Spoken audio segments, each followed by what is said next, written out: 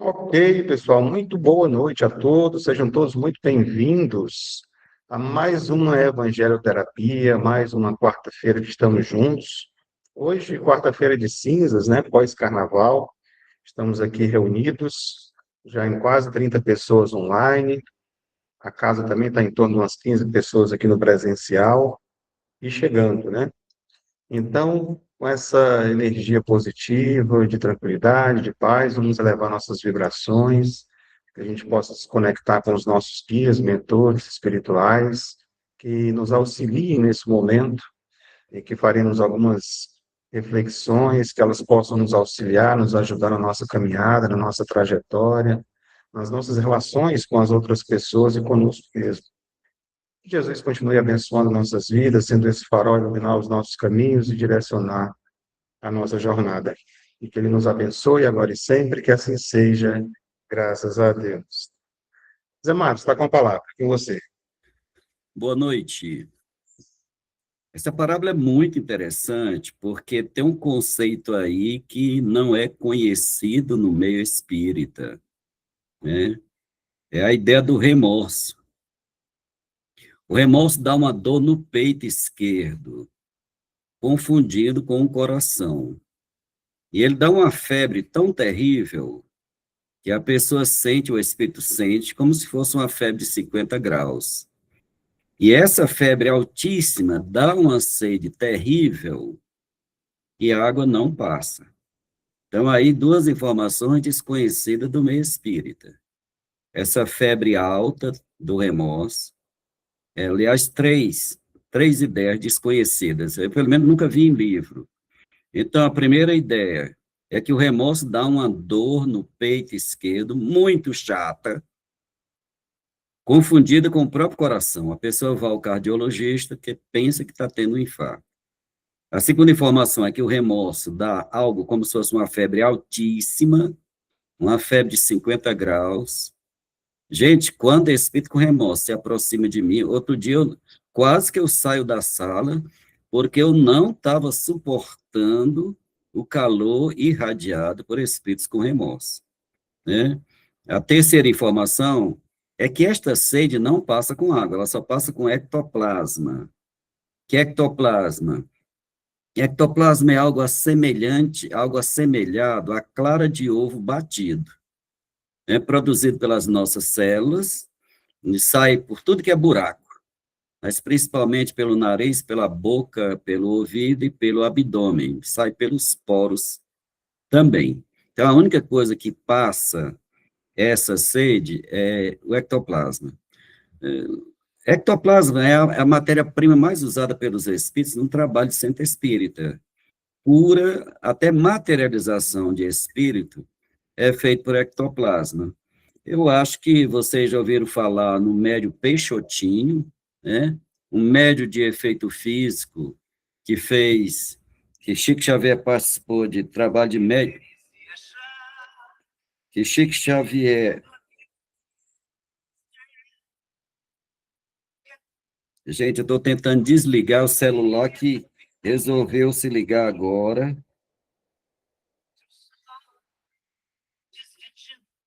Pronto, consegui.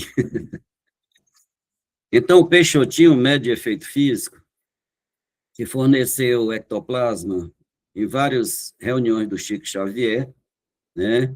E que estava presente o Divaldo Franco também.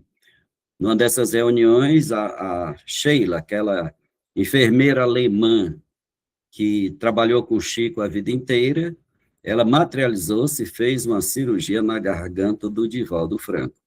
Talvez vocês já tenham ouvido Divaldo contar essa história.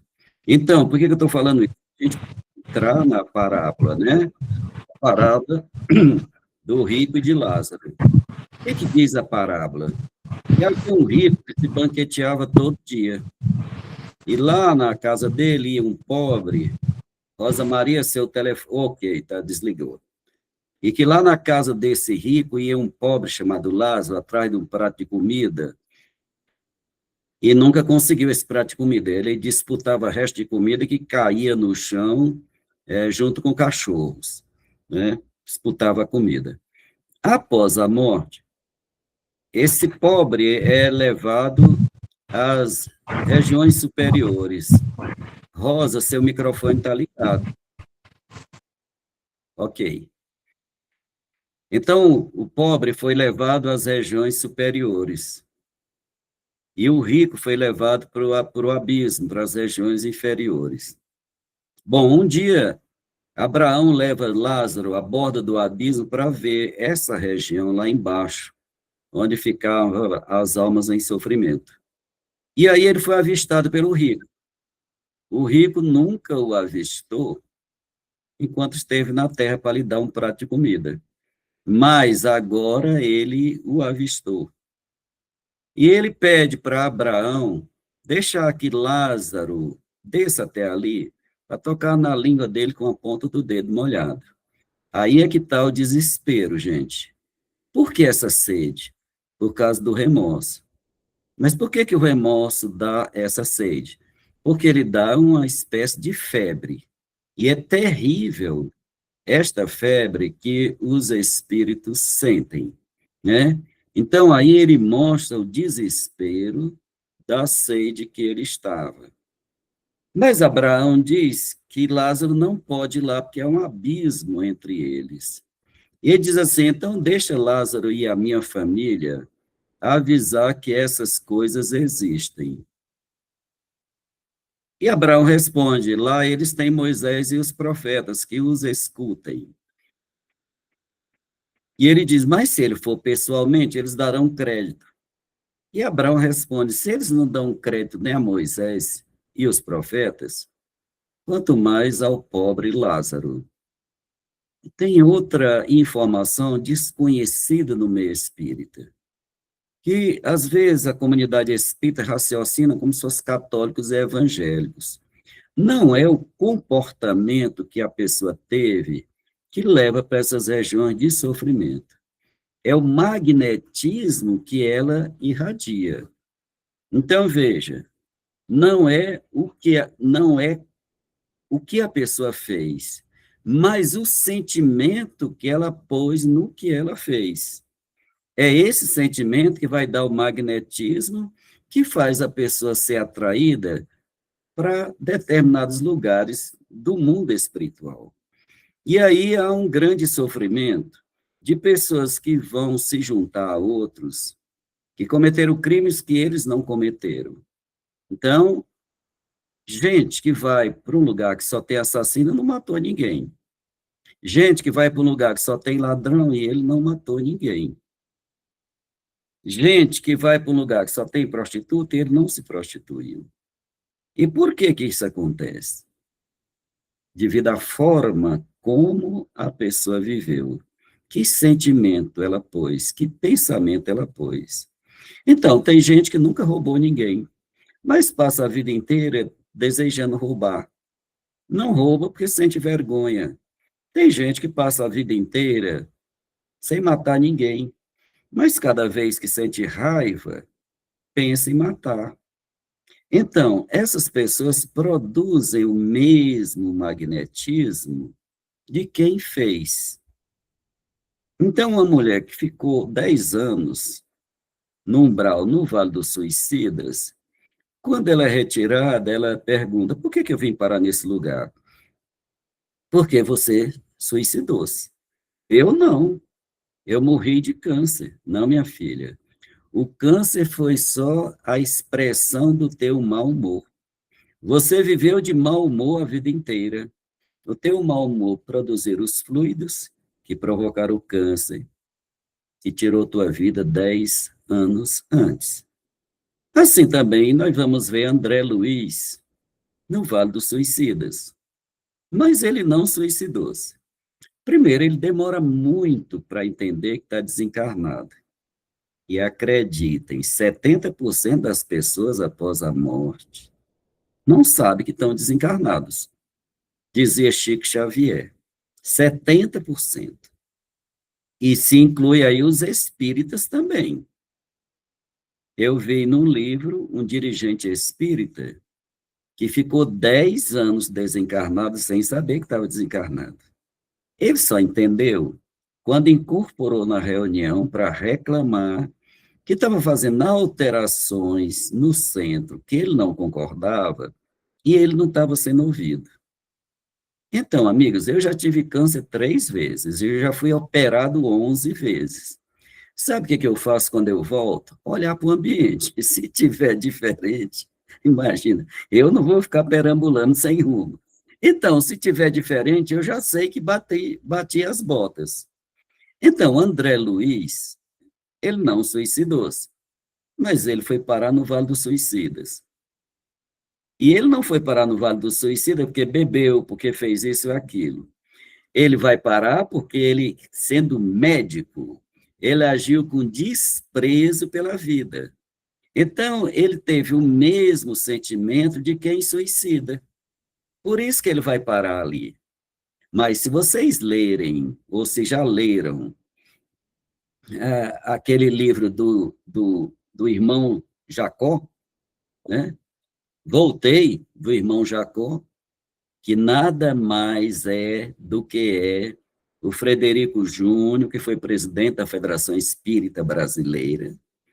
Você vai ver que ele, após a morte, recebido pelo próprio Bezerra de Menezes, com um indivíduo que foi assassino. Então, Bezerra de Menezes recebe os dois. Veja, esse assassino, ele vai direto para uma colônia, ele não vai para Vale dos Assassinos. Por quê? Porque ele não tem o magnetismo do assassino. Simplesmente ele deve ter matado alguém em um momento, né, no desequilíbrio, talvez até em legítima defesa. O livro não explica. Mas o que acontece é que ele é recebido pelo próprio Bezerra de Menezes e é levado para uma colônia. O desconhecimento do magnetismo causa muito sofrimento após a morte, porque pessoas vão para lugares e ficam junto com gente que cometeram crimes que eles não cometeram. Então, não cometeram, não realizaram, mas passaram a vida inteira com desejo. E se vocês quiserem se aprofundar nisso, ou se nunca leia Libertação do André Luiz. Se já leram, leiam de novo. E veja no início a explicação para isso aí. Um juiz das trevas explicando a situação de cada pessoa que está ali. Ele é juiz das trevas, mas ele fala corretamente, porque ele tem um aparelho, André Luiz descreve como uma vareta com pequenos espelhinhos que capta a vibração das pessoas. Então, ele encosta aquela varetinha na aura do espírito e sabe como viveu o espírito. Então, é muito importante a gente entender isso. E não ficar pensando que após a morte a pessoa vai para esse ou aquele lugar pelo comportamento que teve. Não é pelo comportamento. É pelo sentimento que colocou no comportamento. É o sentimento que vai dar o magnetismo. E é o magnetismo que vai provocar nos outros o mesmo sentimento que a gente tem por elas. Então, a pessoa que discrimina o semelhante, ele automaticamente provoca discriminação a si no contato com as pessoas, porque é automático. A energia bate no outro e provoca no outro o mesmo sentimento que eu cultivo. E é isso que o povo da Umbanda chama de portas fechadas, caminhos fechados. O povo da Umbanda tem essa expressão. Você está com caminhos fechados. E Jesus Cristo indiretamente fala nisso também. Quando Jesus Cristo diz assim, o que você quiser receber, faça ao outro. O que ele está dizendo? Ele está ensinando a gente a abrir o caminho. Mas não é o fazer por fazer, é o fazer com o coração. É o fazer com o coração que vai gerar um bom magnetismo. E o meu bom magnetismo vai gerar simpatia nas pessoas, vontade das pessoas de colaborar comigo. Então, não é simplesmente o fazer, é o sentimento que eu vou pôr no fazer, que vai gerar um magnetismo em mim, que vai abrir as portas para mim, né? Então, Chico Xavier costumava dizer para algumas pessoas que iam pedir ajuda a ele, ele dizia: ore por mim, meu filho, ore por mim, minha filha. E um curioso ouviu aquilo várias vezes e se aproximou depois da reunião e disse para o Chico: Chico, as pessoas vêm pedir para você e você pede para elas, e eles são tão fechadas que não podem receber. Eu peço para elas orarem por mim para se abrirem e poderem receber. Né? Então, veja, o magnetismo, esse desconhecido, é que é a causa do sofrimento, da alegria após a morte, porque vai deixar o nosso corpo astral pesado ou leve. Então, o rico foi parar no umbral, numa região de muito sofrimento. O que ele tem que fazer? Ajudar a quem está em pior situação do que ele. Gente, a frase de Allan Kardec, dos Espíritos Meio de Allan Kardec, fora da caridade não há salvação, se aplica a tudo. Então, se ele passar a ajudar os que estão em pior situação do que ele vai mudar o magnetismo que o prende àquele lugar. Então, a mudança no magnetismo e a ajuda que ele vai dar aos outros vai atrair a atenção dos samaritanos. Que são os samaritanos? Está no livro Nosso Lar. Samaritanos são os trabalhadores do umbral. São os trabalhadores que vêm ao umbral resgatar aqueles espíritos que estão em condições de serem resgatados. No livro Memória de um Suicida, a gente vai ver que eles vão diretamente às pessoas. Antes deles irem ao umbral, eles já sabem quem é que está em condição de ser resgatado. Quem é que está com o corpo mais leve? Quem é que quem é que está arrependido, verdadeiramente arrependido, para ser resgatado? Mas no livro Obreiros da Vida Eterna, a gente vai ver que uma comitiva vai resgatar o padre Domênico, que está no umbral há 50 anos. Diz que esse padre fez para estar tanto tempo no umbral? Em primeiro lugar, gente, ele não se arrependeu. Ele está ali por causa da atitude negativa de revolta dele. Ele achava que, por ser um burocrata da igreja, ele tinha direito a ir para o céu que prometeram para ele. Então, ele está nesse estado de revolta. Então, ele aumenta o tempo de permanência dele. Assim como a caridade, que está com o ser em pior situação, diminui o tempo de ficar no umbral, a revolta prolonga indefinidamente a situação daquele padre que já está há 50 anos ali. E o que a mulher faz? Porque se ele está no estado de revolta, ele não pode ser retirado dali. O que ele faz? O que ela faz? Ela leva uma clarividente, lembram? Quem já leu o livro? Luciana. Ela leva uma clarividente. O que é clarividente? É a pessoa que vê as imagens que o outro tem na mente. Então, a clarividente é colocada na frente do padre Domênico e ela passa a relatar os podres do padre. Para humilhar o padre? Para torturar o padre? Não, gente, para ele se arrepender e pelo arrependimento ele ficar com o corpo astral mais leve e poder ser retirado dali. Mas por quê? Olha que coisa interessante é o amor, hein? Esse padre e essa senhora, eles foram apaixonados, eles eram namorados. Eles eram apaixonados, antes, evidentemente, dele ser padre.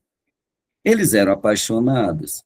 mas o pai dela ofereceu a ela em casamento com um senhor idoso e rico, que casou e maltratou ela a vida inteira.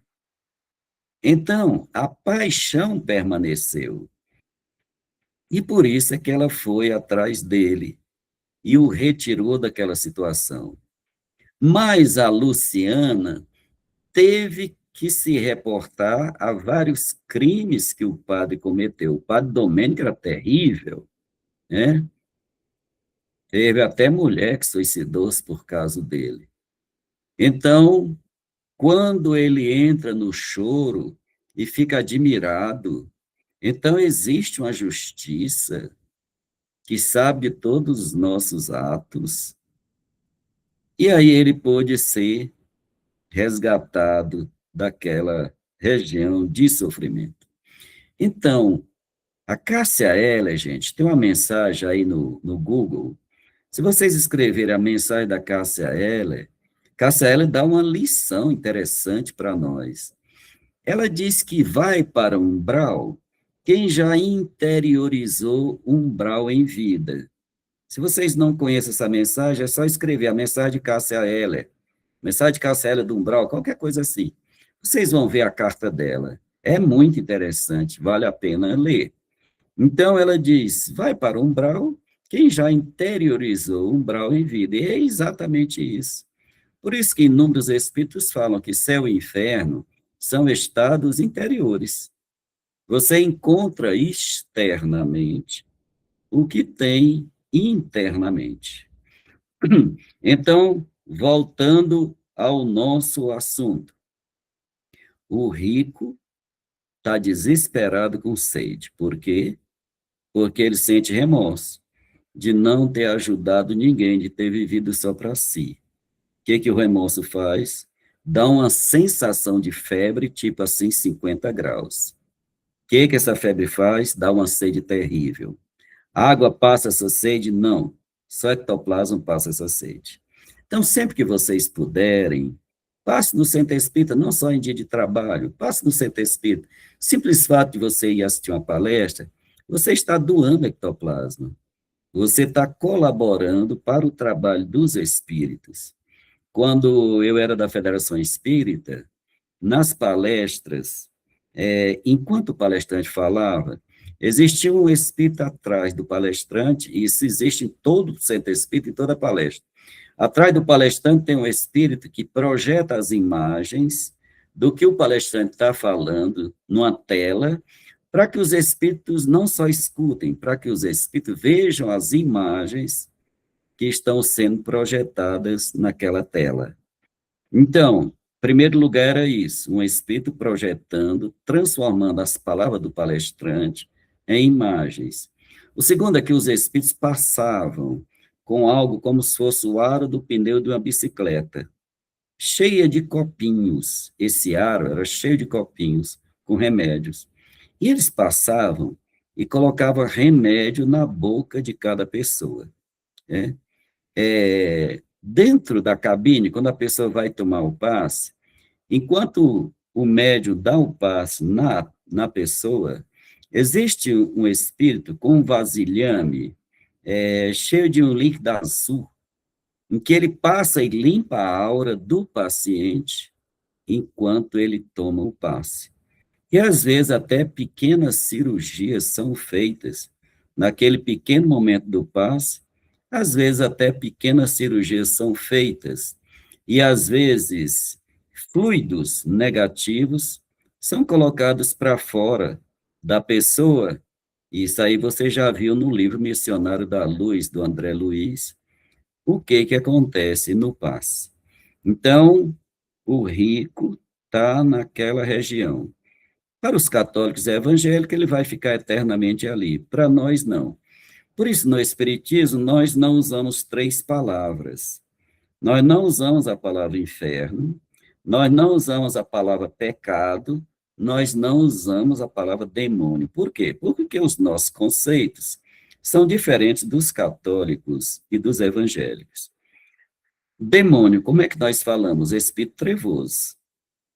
Pecado, como é que nós falamos? Erro. Inferno, como é que nós falamos? Umbral pesado ou trevas, né? André Luiz, no livro Nosso Lar, chama de trevas. Mas já tem outros autores que, em vez de trevas, chamam as trevas de umbral pesado. Então, nós não usamos essas três palavras. Por quê? Porque eles acham que quem está no que eles chamam de inferno fica eternamente. Nós achamos que é temporário. Eles acham que o chamado demônio não se modifica nunca. Para nós, se modifica, por isso não usamos a palavra demônio. E o pecado, eles têm lá o conceito de pecado mortal, pecado eterno, que condena a pessoa para sempre. Nós achamos que todo erro pode e deve ser reparado. Allan Kardec estabeleceu a sequência. Ignorância gera o erro, que gera o arrependimento, que leva à expiação e que precisa da reparação. Aí o ciclo se completou. Então, isso leva aos três tipos de perdão. Primeiro, perdão, quando a pessoa se arrepende. É o caso de Zaqueu, desce daí que importa que eu pernoite na tua casa hoje, que você também é um filho de Abraão. O segundo passo é expiação, é sofrer na pele o que fez aos outros. Então, nós vamos ver o paralítico de 38 anos, que Jesus cura e diz, não peques mais para que algo pior não te aconteça. Então, a expiação é o segundo passo. Terceiro passo, reparação. O que é reparação? A ação contrária. Não tem nenhum Jesus passando uma borracha dos nossos erros. Quem passa a borracha dos nossos erros somos nós, quando nós reparamos. Então, reparação é ação contrária. Matou, dê vida. Roubou, faça caridade material. Entristeceu, alegre. Destruiu, construa. Onde é que nós vamos ver a reparação? Na mulher que invade a casa do Simão, lava os pés de Jesus com perfume, e Jesus diz, vá em paz, minha filha. Os teus pecados são perdoados que você muito amou. E diz Humberto de Campos que Jesus estava se referindo ao trabalho daquela mulher na periferia da cidade, cuidando dos leprosos. E ela pega lepra e ela morre de lepra. Então, reparação. Jesus chamou a reparação de amor, né? Então, foi atraído para uma região de sofrimento. Não há nenhum Deus colocando ninguém nessas regiões de sofrimento. A própria pessoa é atraída pelo próprio magnetismo. Quanto tempo vai demorar, quanto tempo essa pessoa vai ficar na região de sofrimento? Depende dela. O padre Domênico não era para ter ficado tanto tempo, mas ele se manteve na revolta. Então, ele prolongou o seu sofrimento ali, né? Então, quem permanece no estado de revolta, se achando injustiçado, vai esticar indefinidamente aquilo ali. Ele pode sair e se manter no estado de revolta. Neste caso, ele vai virar um espírito trevoso, isso que as religiões chamam de demônios.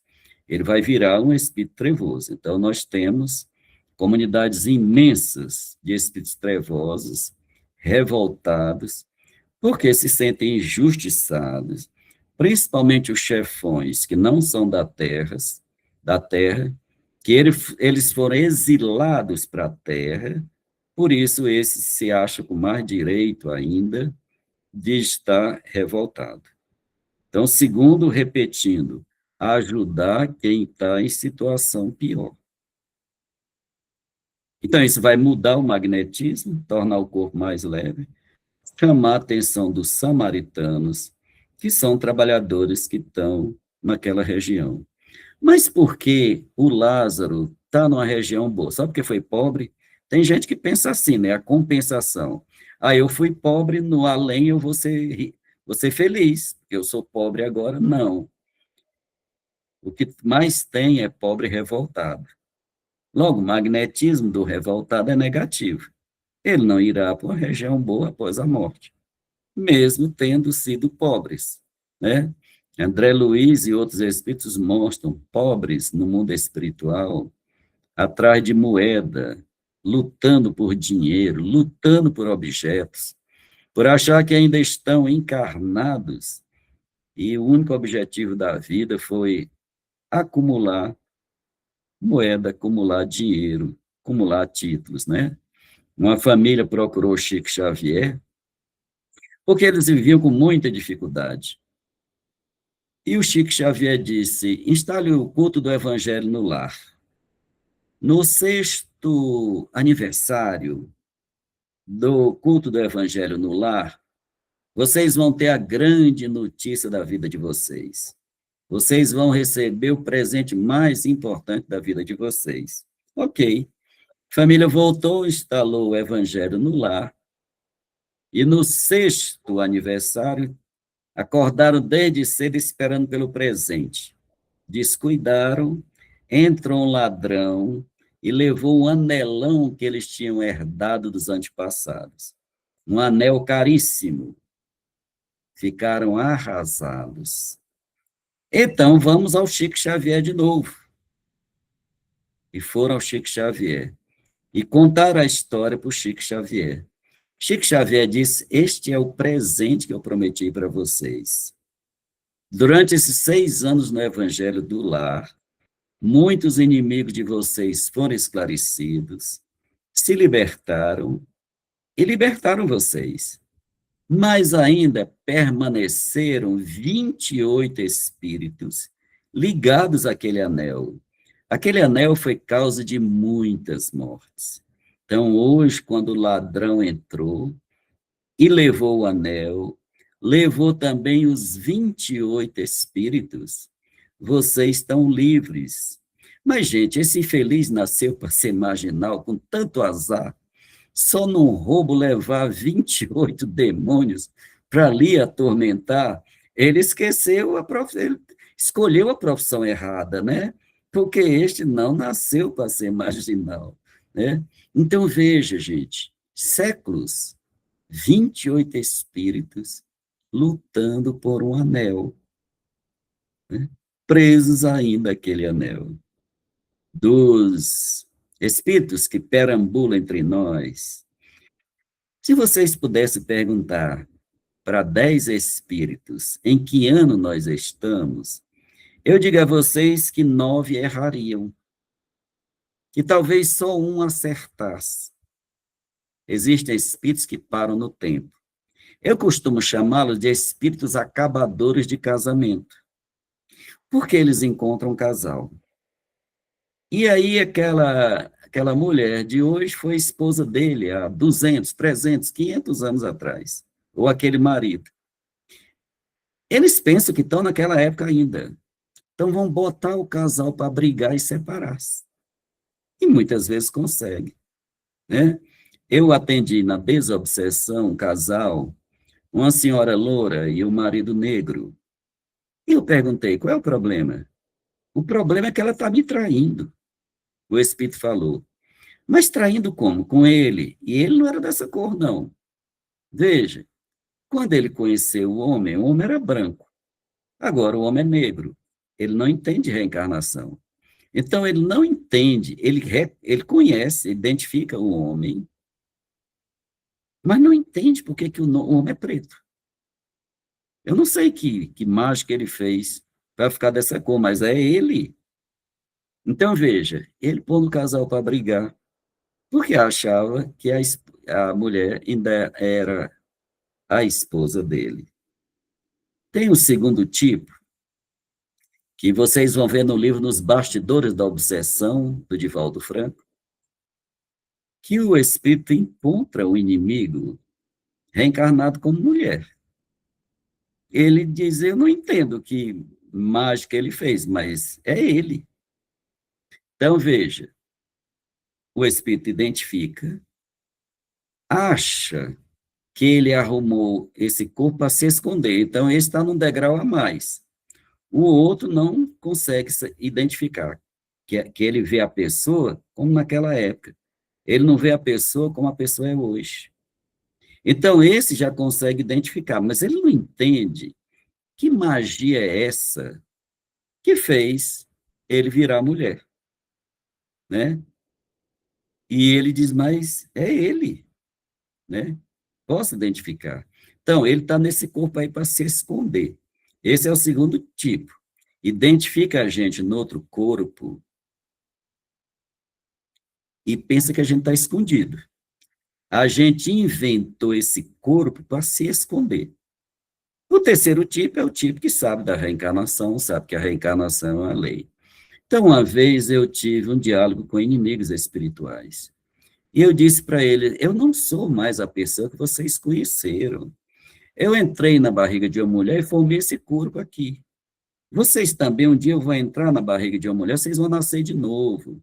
Vocês vão ser outras pessoas. Então ele disse, quer dizer que só porque tu tem outro corpo, tu não deve mais. Devo, mas isso não é assunto de vocês. Isso é assunto da justiça. Procure o tribunal e me denuncie. O juiz me chama e me julga. Agora, o juiz vai examinar vocês também. O juiz vai olhar o passado de vocês também. Mas como vocês são inocentes, vocês não têm o que temer. E um deles respondeu, tu é malandro. Tu manda porque sabe se a gente for, a gente fica. Ué, vocês não são inocentes, rapaz? Só pode cobrar quem é inocente, né? Então, às vezes, a gente encontra, e é aos montes, como nós, espíritas, podemos ajudar as pessoas durante o sono. Porque o católico vai dizer, durante o sono, fora do corpo, vai dizer que a pessoa morreu. Gente, nunca digam isso. A pessoa não está viva, conversando com você. Como é que você vai dizer que a pessoa morreu? Então, essa informação não ajuda. Diga, esse corpo que você tem é seu corpo astral. O corpo físico que você tinha, esse morreu. E você agora está com esse corpo que é seu corpo astral. Esse não morre, esse é eterno. Você não estava doente, você não estava no hospital, você piorou e morreu, você não bateu o corpo, você não levou um tiro na cabeça. Então, você explique, aí a pessoa entende. É que este corpo que você tem agora é igual ao seu corpo físico. Ele tem os mesmos órgãos. Por isso que você pensa que está ainda com o corpo físico. Mas esse é seu corpo astral. E você pode dizer, eu também estou aqui em corpo astral. Meu corpo físico está dormindo lá na cama. Eu estou fora dele e estou conversando com você. Então, o espírita pode ajudar muito. Porque tem muita gente após a morte que não pode ser ajudado por causa da bobagem do medo de alma, né? E, às vezes, as pessoas são, na infância, atormentado, que a alma vai te pegar, que a alma não sei o quê, e a pessoa se cresce com essa bobagem de medo de alma, quando as pessoas são as mesmas pessoas, né? Então, essa parábola de Jesus é muito interessante, porque a gente pode tirar muitos ensinamentos. E nós, quantas vezes já passamos pelo umbral, né? Chico Xavier, perguntaram para Chico Xavier, por que que a gente tem medo da morte? Ele respondeu, porque nós já falhamos muitas vezes. Por isso que a gente tem medo de morrer. Tem um livro muito interessante chamado O Exilado, né?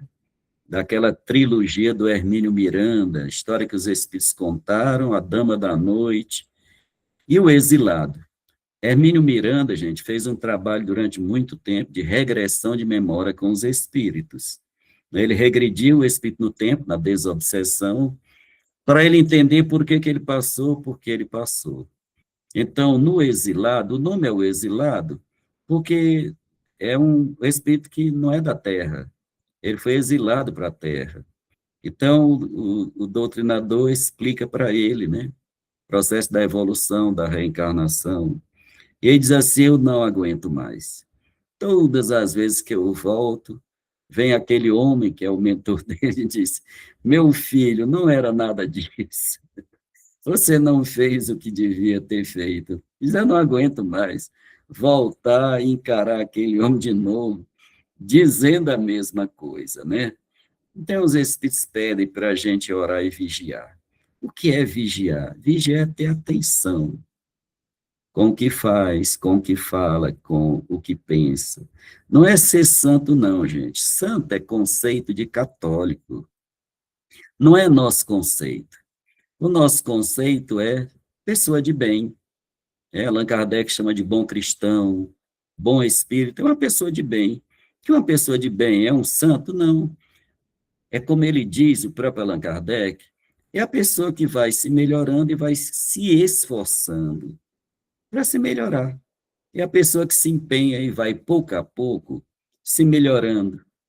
Como diz a regra de ouro, fazendo ao outro o que gostaria que fizesse com você. Veja, se o nosso rico da parábola tivesse dado um prato de comida, nem que fosse de vez em quando, ao pobre Lázaro, mesmo se ele fosse para o umbral, ele teria o Lázaro empenhado para que ele saísse dali. André Luiz deu em vida 6.000 consultas de graça. E ele mesmo diz que muitas dessas consultas ele deu para se livrar do pobre, que veio pedir, não esconde não. Muitas ele deu para se livrar do pobre, que veio pedir, né, uma receita. Mas mesmo assim, 15 dessas pessoas beneficiadas se empenharam até conseguir tirar André Luiz daquela região. Quer dizer que oração de alguém faz outro sair do umbral? Faz, porque essa oração vai provocar o arrependimento na pessoa.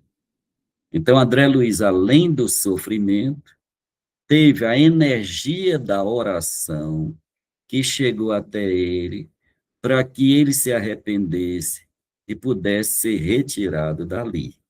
15 pessoas beneficiadas, né?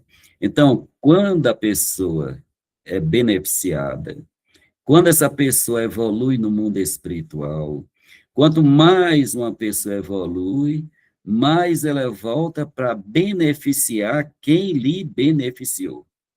Por isso, toda religião conta a mesma história. Acho que eu já passei da hora, né, Cláudio? Se passei, me avisa aí. Então, por isso que em toda religião nós vamos ter a mesma história. Nós vamos ter Buda. Buda morre quando chega na porta do paraíso e fica olhando para trás. Vamos, Buda, isso acontece de 1.000 anos, vamos. A festa está preparada para você. Ele diz, não, eu só atravesso essa porta quando o último que está lá embaixo atravessar também. Nós vamos ter no Espiritismo com Bezerra de Menezes. Maria convida Bezerra de Menezes para mudar de plano.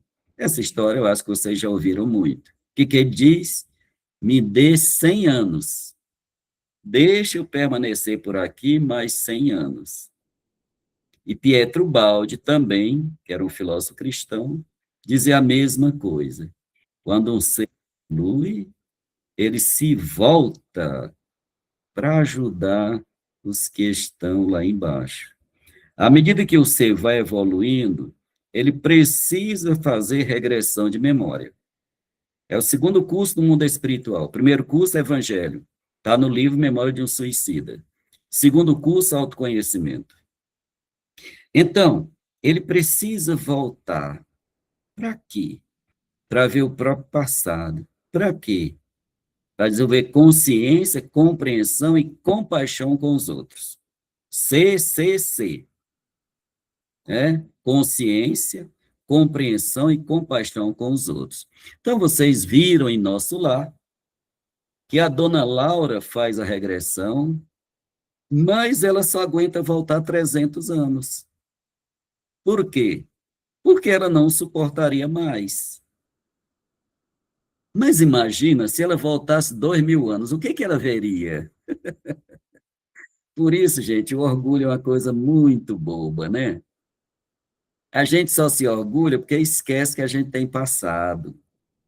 Se a gente ficar consciente que a gente tem passado, que em cada encarnação a gente é melhor, no mínimo igual que a gente foi, a gente teria humildade, nunca se acharia imune, né? Então, aquela senhora, uma senhora digna de nosso lar, só aguentou voltar 300 anos.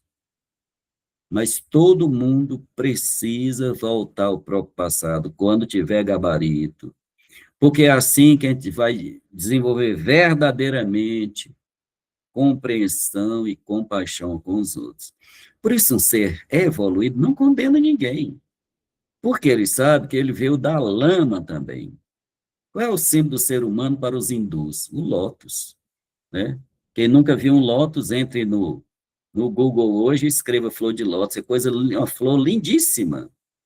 E o lótus, ele nasce lá no fundo, na lama, e ele cresce até atravessar a água toda e põe a flor acima da água.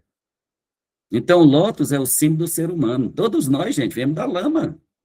Como diz Allan Kardec, todos nós somos criados simples e ignorantes. E diz André Luiz, no livro Evolução em Dois Mundos, que o primeiro ser vivo que nós habitamos, que o nosso princípio espiritual habitou, até o homem da pedra lascada, até o homem das cavernas, essa viagem durou 1,5 bilhão de anos. Olha só como nós somos velhos. 1,5 bilhão de anos. Do primeiro ser vivo, que segundo ele não existe mais. É um ser que viveu antes do vírus. Esse ser desapareceu. Até o homem da pedra lascada, viajamos durante 1,5 bilhão de anos. Mas Luiz Sérgio, um jovem aqui de Brasília, meu contemporâneo da UNB, que ele fez muito sucesso, vocês aí do Rio talvez não tenham ouvido falar nele, mas em Brasília ele fez muito sucesso nos anos 70 e 80. Ele desencarnou numa batida de carro, indo para São Paulo, e passou a mandar mensagem no culto de evangelho no lar pela tia dele. Acabaram juntando essas mensagens, formou um livrinho chamado O Mundo que eu encontrei. E aí vieram outros livros, e ele foi fazer uma regressão de memória, insistiu muito, você não tem condição, não está na hora, mas ele insistiu e fez. Então ele entendeu por que ele desencarnou tão jovem numa batida de carro. Porque ele, numa encarnação passada, ele, como monge, matou um colega. Então, quando ele viu essa cena, ele ficou chocado por meses para poder voltar ao normal. Então, regressão de memória é obrigação da gente no mundo espiritual, mas a gente precisa ter gabarito para ver o próprio passado. Quanto mais gabarito a gente tiver, gabarito que eu falo é condição de ver aquilo como lição. Então, é muito importante, porque aí a gente vai saber o que é compaixão, o que é amor ao próximo como a ti mesmo que Jesus falava, ou o que é o amor que Jesus ensinava como ele amou. Aí é que a gente vai saber o que é a compaixão de Buda, o que é o amor ao próximo de Jesus, o que é ajudar o pobre como pedia Maomé. Boa noite.